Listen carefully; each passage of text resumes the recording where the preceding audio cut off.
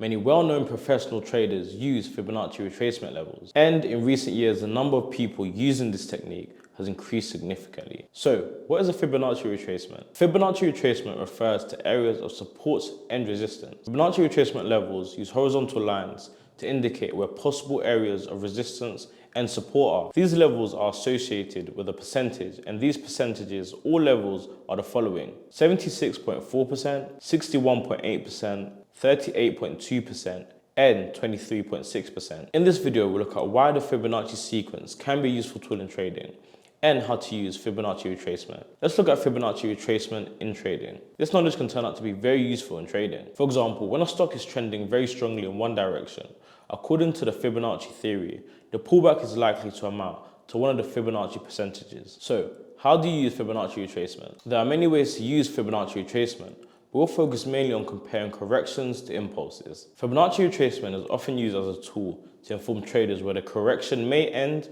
and where they can open transactions in the direction of the trend, hopefully achieving market advantage. Some of the more significant levels of support and resistance are the following: 1. 38.2% to 41.4%, 2. 50%, and 3. 61.8% to 70.7%. When looking at this example, the market began a dynamic decline, then began to increase in value, stopping twice at 50% lift, and then tested the lift again at 38.2%.